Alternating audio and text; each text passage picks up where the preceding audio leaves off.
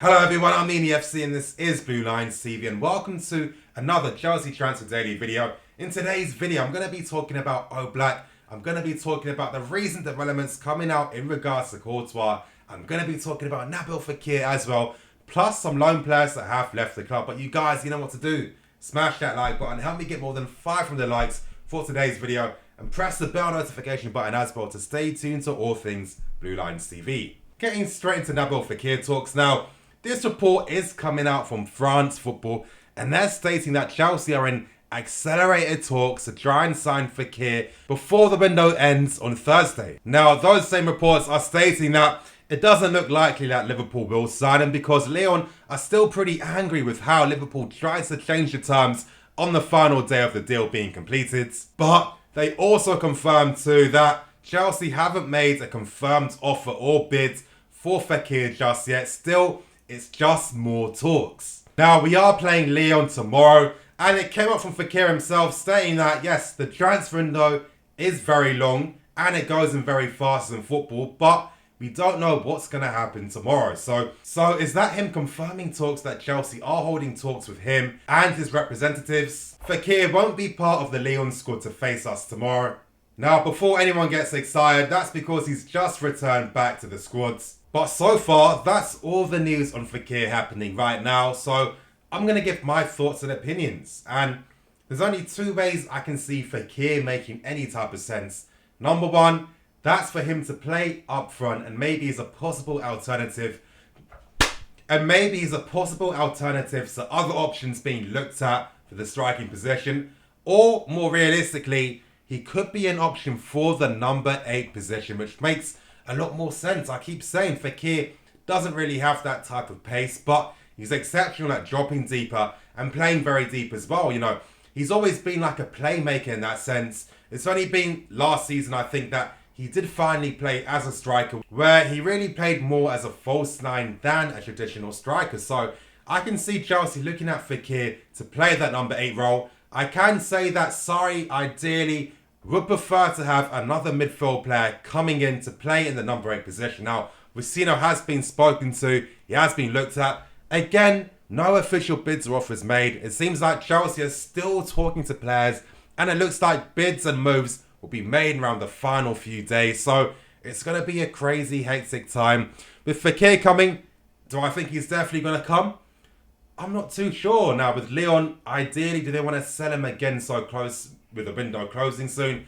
I'm not too sure, but we do understand the fee available for Fekir. It is going to be around 63 million. They're the terms that Liverpool did originally agree with Lyon for him, so that could still be on the cards. And it's showed that Fekir would be interested in making a move to the Premier League because, you guys, let's not forget, the guy was spotted wearing a Liverpool shirt. He was doing all of his press stuff beforehand, and the deal collapsed in the final moments. I think Fekir would be great in the number 8 position, to be honest. Still, it brings up questions about Ruben Loftus-Cheek. You know, he wants guarantees from the club that he is going to be playing and he will be used. So, again, it's going to be really complicated.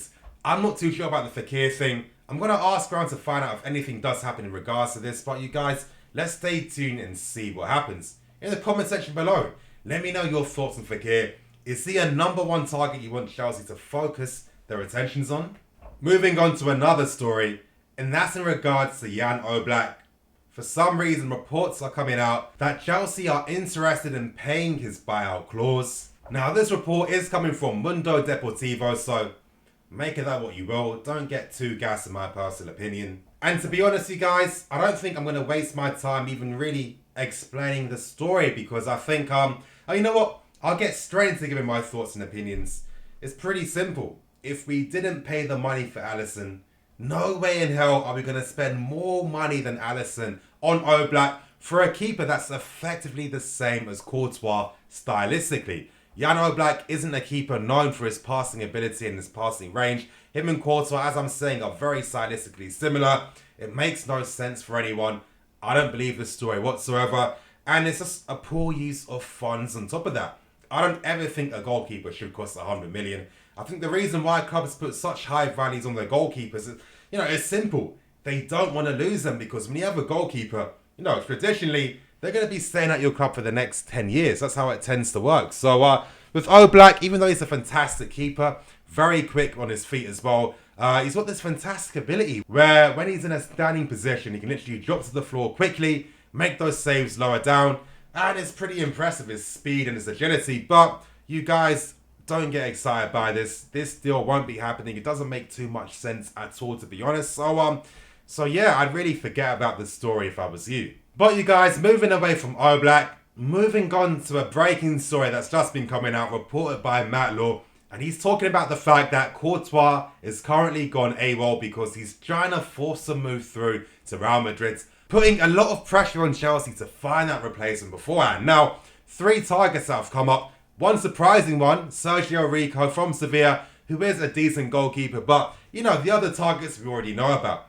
Jack Butland has been discussed, and Matt Law has stated that a bid has been turned down from Stoke City for Butland because Chelsea have set a very low valuation. And oh my god, it's this constant stupidity with how we do things. Now, expect me to talk about this in a future live stream with guys like Joe Tweedy and probably my source as well. But the way we negotiate is just stupid.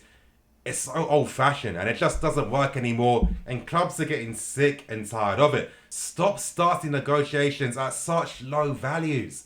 It doesn't make any sense whatsoever. It just wastes so much time, and we've been punished by this so many times beforehand. Now you guys, I did tell you that Chelsea had been talking to Jordan Pickford, but don't expect that deal to go through. Watch that video to understand the full context of what I'm talking about. Now, Matt Law is reporting that Stoke City would accept a 25 million bid for Butland, so hopefully the initial bid we did make wasn't too far off that valuation. But again, you know, it is a bit of a setback. You know, we're going to have to rush to sign a keeper that we ideally wouldn't have wanted to sign in the first place. Now, Sergio Rico has been linked to as well. As I was saying, plays for Sevilla. He's a decent goalkeeper on top of that, but it brings up that point I was making beforehand about don't be surprised to see these Zappacosta signings made in the final few days. Now, Matt Law's saying that Courtois has gone AWOL. He hasn't replied back to Maurizio Sarri.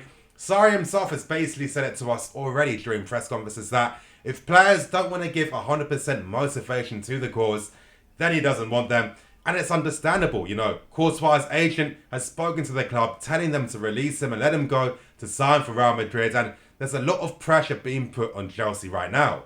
But yeah, this development is definitely interesting. You know, Courtois didn't return back with guys like Hazard, Michi, and the England boys as well. It looks like he will be leaving. And yeah, I mean, we should have expected this already. I mean, he's told the club for a while that he wants to go. So, again, I'm not going to be angry with Courtois because it's not his responsibility. Chelsea knew already the guy wanted to go. So we should have been much more astute at looking for targets. And again, it comes down to this stupid practice in which we negotiate for players. It just delays things and it doesn't make any sense.